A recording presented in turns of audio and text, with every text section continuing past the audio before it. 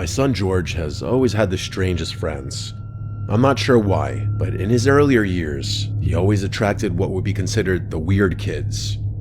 I've got a ton of stories about this, but there's one that kind of sticks out like a thorn. He was in the 4th grade, and we had just moved due to my husband's reassignment, so George was new to his school. He had always been an outgoing and friendly kid, so my husband and I weren't particularly worried about his ability to make new friends. We were transitioning well as a family, and everything was going well with him at school. I was beyond pleased the first time I met all of George's classmates' parents, as they all seemed like upstanding, honest people. A few months after the move, I got a call from George's school in the middle of the day requesting one of his parents come in to discuss an incident involving him and another student. My husband was at work, so I assumed the responsibility and agreed to meet with the principal after picking up my son. I remember feeling a mixture of anger and confusion. Anger, obviously. I mean, my son had probably been in a fight, which I'd need to punish him for should I find out he was the antagonizer. But confusion as well. Physical altercations were very uncharacteristic of George, which made this more concerning to me. As I was walking him to the principal's office, he refused to answer any of my questions about the situation, which was also very unlike him. Usually, he was extremely talkative and what you'd call an oversharer, so his silence was somewhat unsettling. I figured he was either embarrassed or scared, so I didn't think much of it. The principal asked that George sit in the waiting room outside his office, so that's where I left him. After closing the door, the principal directed me to a chair in front of his desk, which is where I sat down. He began asking me questions about George, the kinds of questions you'd expect. How is his behavior at home? Does he listen? Does he talk back? Is he respectful? You know, things like that. I had nothing but positive things to say. George was an extremely well-behaved and respectful boy, and that's not the mother in me. I was just telling the objective truth. Eventually, the principal told me why I had been called in. Apparently, George had gotten into a brief altercation with a classmate after recess, a boy named Sebastian. I asked about the circumstances of the fight, and this is what I was told. They had been the last 2 students outside, and they were walking up the stairs together. Seemingly out of nowhere, George pulled an eraser out of his pocket and struck Sebastian over the head with it, causing him to fall to the ground and start screaming. I was baffled. It was totally unlike George to do something like that without being provoked. Plus, I had heard about the Sebastian boy before. George spoke fondly of him, like they were close friends. I asked the principal more questions, but he didn't seem to have the answers, and ultimately admitted that no one had seen the incident, but both boys had independently confirmed details of the story. He then said that George wasn't in trouble, as a little fight wasn't too uncommon. He told me that he just wanted to inform me, and that no further action would be taken, which definitely calmed me down. After that, he excused me, so I left. George was still silent about the whole thing as I drove him home, and only opened up to me right before bedtime. Admittedly, I had grown frustrated with him for not talking to me, which was probably why he quit the silent act. He told me that Sebastian had tricked him. I asked him to elaborate, and he told me that they had been playing make-believe Street Fighter. As per Sebastian's instruction, George had pulled out an eraser for a KO move of some sort. Out of nowhere, Sebastian fell to the ground and pretended to be really hurt. He then whispered in George's ear that he'd seriously hurt him if George didn't pretend like he'd attacked him. So that's what George did, and all the teachers assumed it had been a real fight.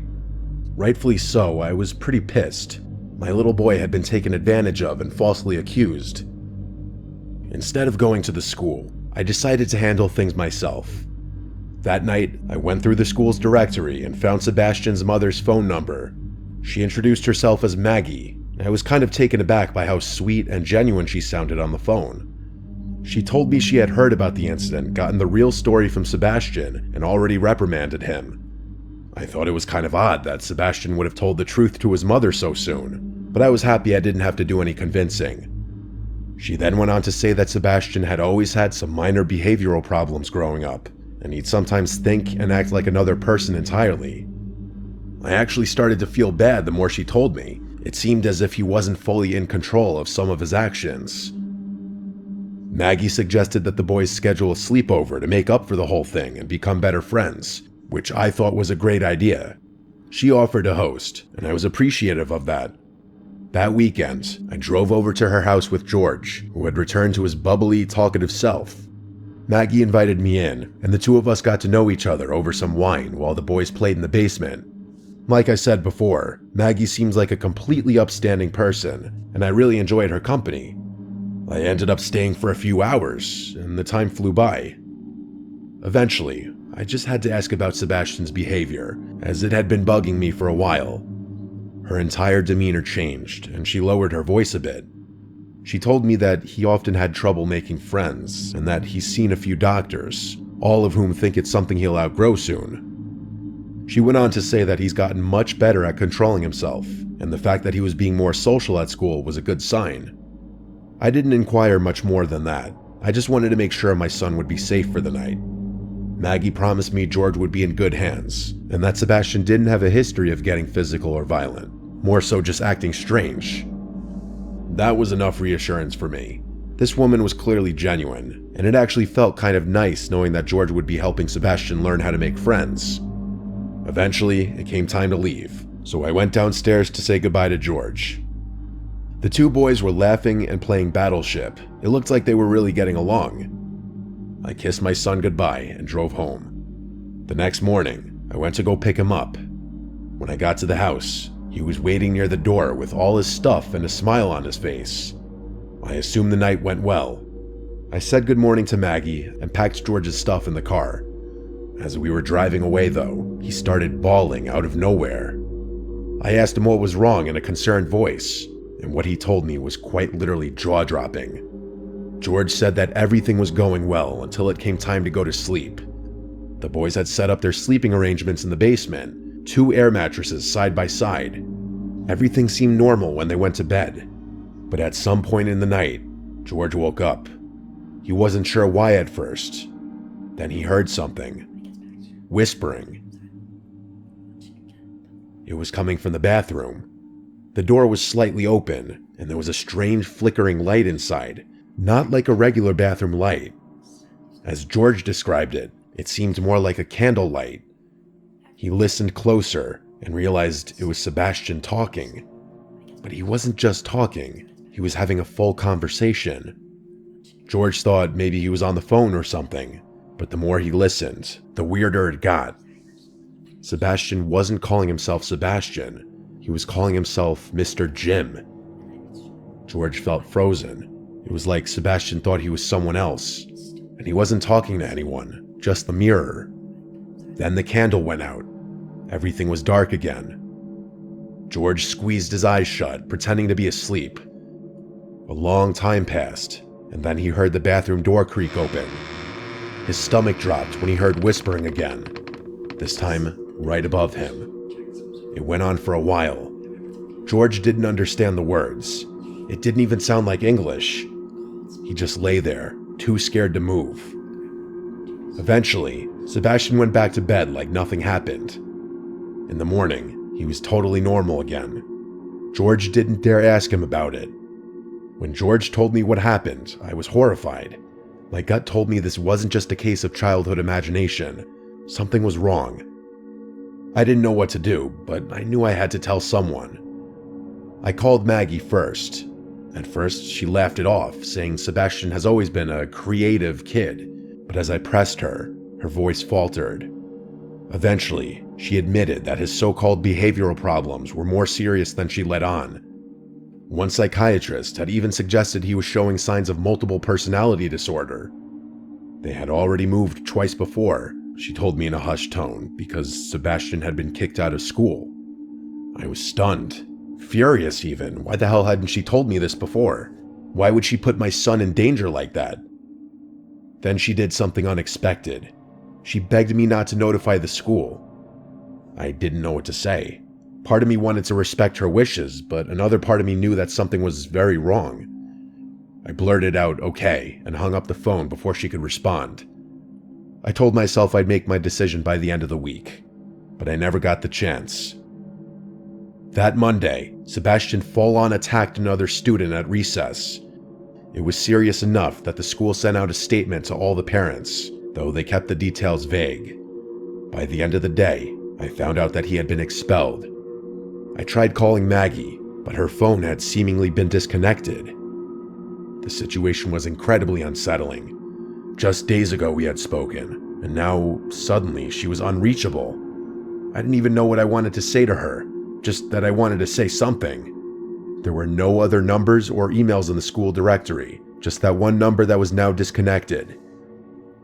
A few days later, the curiosity got too overwhelming, so I bit the bullet and drove to her house. When I arrived, it was completely vacated.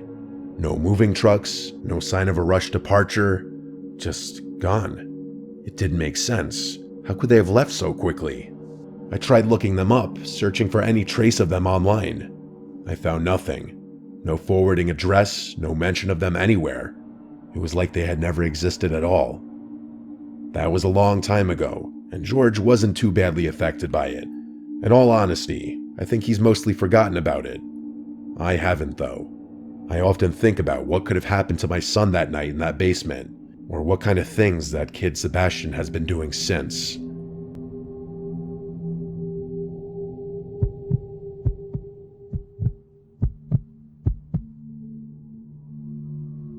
My upbringing was a little unorthodox. I grew up in a Southern Baptist household, the kind where we didn't believe in ghosts, but were absolutely certain about demons. Let me explain. If something strange happened, it wasn't a spirit or wandering soul. It was something darker, something biblical. I never fully bought into it, but the message was drilled into me from a young age. Rejecting demons meant rejecting scripture itself. My mother, though, was different. Faith was optional for her. She wasn't atheist or agnostic, just indifferent. She'd say things like, "God and I have an understanding," whenever I pressed her about church. While I leaned into religion as a source of structure and stability, she drifted further from it. It was one of the many things that widened the gap between us. I won't sugarcoat it. My mother struggled with addiction, mental health issues, things she never wanted help for. Some days she was functional, others she was downright insane. I tried not to take it personally, but it was hard. Looking back, she definitely had schizophrenia or some kind of adjacent condition. But before you say anything about my family being neglectful of her mental health, it was a different time back then. One afternoon, I had a nightmare so vivid that I still remember every detail to this day. In the dream, I was lying in bed when my mother stormed into my room, screaming in a fit of rage. She grabbed me by the wrist and started shaking me violently. I woke up in a pool of sweat, my body still rigid with fear. But before I could shake off the dream, it happened again. Except this time, I wasn't asleep. The door barged open, and there she was, just as she had been in my nightmare. Same expression, same unhinged anger, same words. It was like the dream had been some kind of prophecy. I barely managed to push her off and yell for her to stop, and then it was over. She left as suddenly as she had entered, and when I confronted her the next morning, she had no memory of it. She seemed confused, even a little hurt that I was so shaken. I told myself it was a coincidence, some bizarre overlap between my subconscious and her moods, but part of me wondered if it was something worse. A few weeks later, I heard her screaming from the backyard. It was a strange sound, not a panicked scream or even a distressed one. The scream sounded more excited. I don't even know if that makes sense, but that's the best way I can describe it. I rushed outside and froze at what I saw. My mother was standing in the yard, grinning, holding a massive 7-foot-long snake in her bare hands. That was terrifying enough on its own, but there's something you don't know which made it even worse. My mother had a lifelong phobia of snakes. She couldn't even look at them on TV without recoiling. But there she was, gripping one like it was a toy. She said, "Come here," and motioned for me to grab the snake. I took a step back, shaking my head. I literally said, "Mom, what the hell?" But the look in her eye told me she couldn't even understand the words I was saying. She just smiled wider and tilted her head like she was trying to scare me. I couldn't deal with it. I turned and ran back inside, slamming the door behind me. My heart was pounding.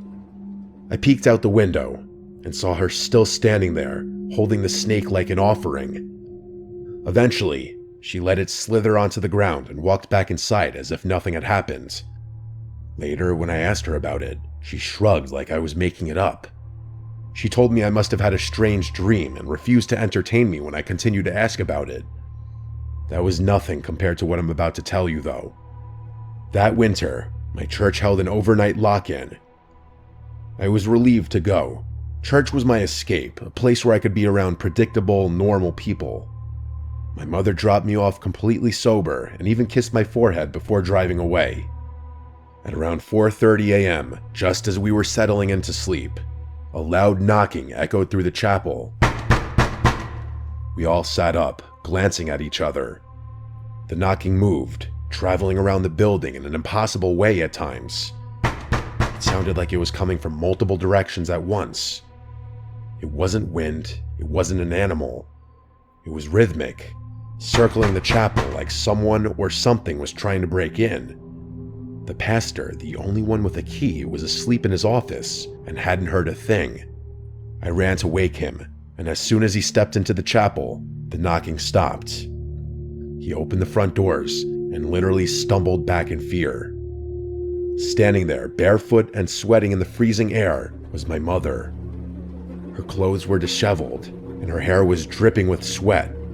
Her lips were moving, but I couldn't hear what she was saying. She didn't acknowledge the pastor. Her eyes locked on me immediately. A slow, unsettling smile stretched across her face as she walked toward me. I wanted to run. The pastor tried to hold me back, whispering, "Stay here." But I felt completely powerless, like I had no choice but to go with her.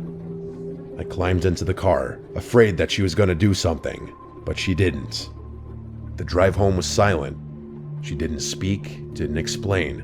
She didn't answer when I asked why she was there. When we got home, she stopped in the doorway and just stared at me. She stood there silently watching me as I walked to my room. I closed the door, locked it, and lay awake for hours listening. In the morning, she was in the kitchen cooking breakfast. She was cheerful and clearly oblivious to what had happened the night before. She jumped back when she saw me, saying she was just about to pick me up from the church. I felt the blood drain from my face. She had no memory of knocking on the church doors, no memory of driving me home. It was freaky. I expected someone, the pastor, a church elder, even one of the chaperones, to say something about what had happened, but no one did. It was like they didn't know what to make of it, or worse, they didn't want to. That's kind of the way people treated my mom back then. That was decades ago. She's gone now, but her memory is something that will never leave me, for better or for worse. I don't know if I believe in demons or the supernatural anymore, but I can't explain what happened. The logical explanation is that she was suffering from mental illness, maybe addiction withdrawal, or maybe something else entirely. But the memory lapses, the eerie timing, the way she acted like a different person some nights, it still haunts me. I tell myself there's a rational answer for all of it, but even now, I'm not sure I believe that.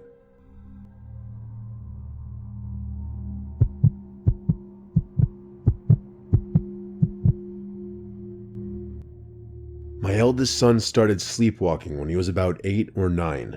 I had heard of kids going through phases like that, so I wasn't too concerned at first. It was just one of those things. A little unsettling, sure, but nothing I thought much about. I'm a pretty light sleeper, so none of my kids have ever been able to sneak around the house at night without me knowing.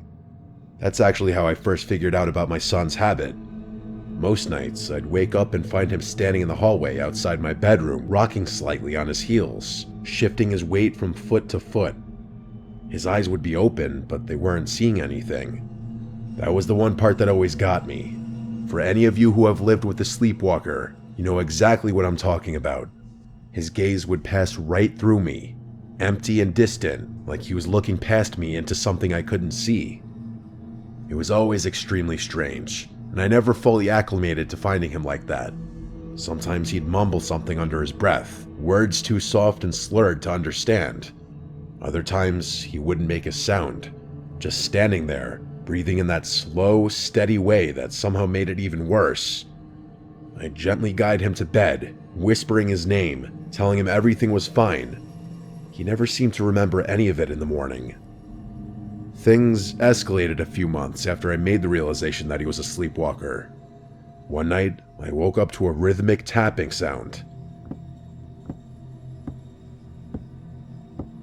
It sounded like water droplets repeatedly dripping onto a window pane, only it wasn't raining outside. It was soft, barely loud enough to wake me. At first, I thought it was part of a dream, some far-off noise that my half-asleep brain had misinterpreted. But as I lay there, the sound continued, steady and deliberate. It wasn't sporadic like rainfall would be. It occurred at regular intervals, and always at the same volume. I kept listening, trying to figure out what it could be. It wasn't the house settling, and it wasn't the wind outside. It was too precise. Once I realized the tapping wasn't going to stop, I begrudgingly accepted that I'd have to deal with it. I sat up and looked towards the door, which is where the sound was coming from. My husband was fast asleep, and I didn't want to disturb him. I should mention that I wasn't scared, just curious. Otherwise, I probably would have woken him up. Anyway, I got out of bed to investigate. When I stepped into the hallway, I saw him. My son facing the wall, his forehead lightly knocking against it in slow, measured taps. His fingertips gently grazed the wall in rhythm with his forehead taps, as if he was trying to walk through it. I remember calling his name, my voice barely above a whisper. He didn't react, just kept pressing his head forward, knocking it in that eerie rhythmic way, like he was testing something, like he was trying to push through. I stepped closer, but right before I was about to intervene, I hesitated. Something about the way he was moving genuinely sent a chill right through me. I gently reached out and placed my hand on his shoulder, shaking him just enough to pull him out of whatever trance he was in. He blinked, took a step back, and then, as if nothing had happened, let me lead him back to bed. He never mentioned it in the morning. It happened a few more times, but it was pretty infrequent if I'm being honest.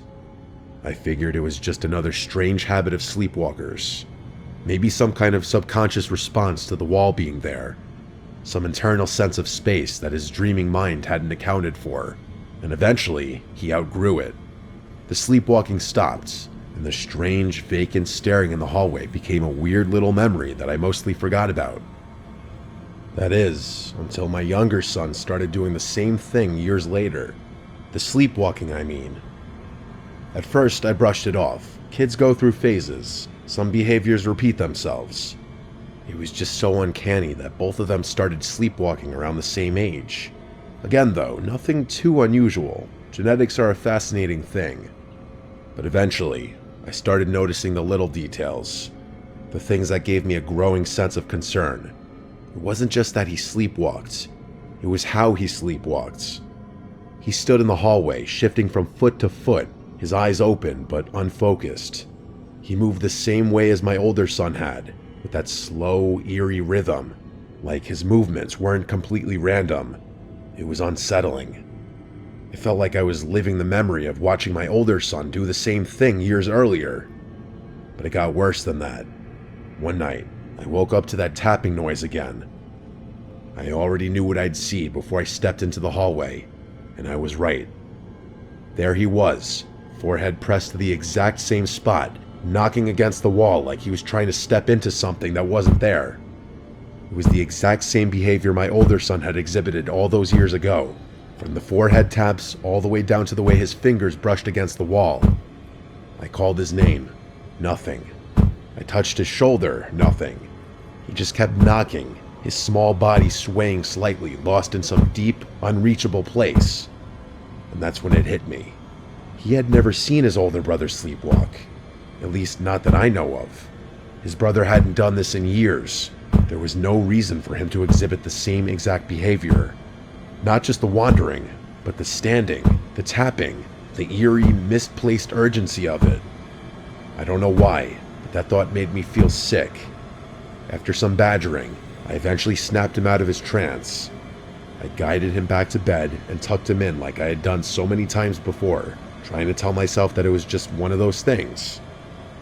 And then, just like his brother, he outgrew it. Just like that, no more sleepwalking, no more tapping. He had no recollection of it either. For years, I didn't think about it. In all honesty, I had forgotten about the whole thing, but there's a reason I'm writing this now. My sons are away at college now, and the house is a lot quieter than what I'm used to.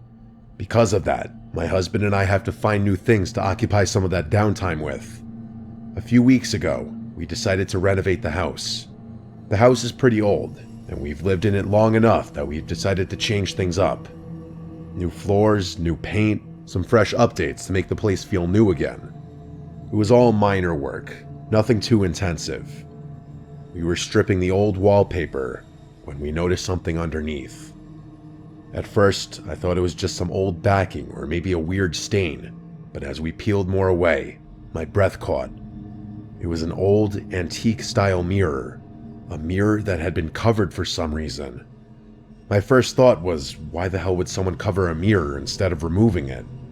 I felt ridiculous, standing there staring at a piece of glass like it was going to do something, but I couldn't help but feel like we weren't supposed to find it, like it had been sealed away for a reason. And that's when I realized the mirror was positioned in the exact spot on the wall that my sons had been bumping into all those years ago. The memories came flooding back, and I stood there in shock. There was no logical reason they should have known it was there. They couldn't have, and yet somehow they had. Both of them had independently been trying to walk into something that was impossible to see through the wallpaper. Forget about the fact that they were unconscious. I immediately got rid of that mirror, but I'm still pretty freaked out by the whole thing. There's got to be some kind of rational explanation for this, but I can't think of one. I still don't know what to make of this. I really don't.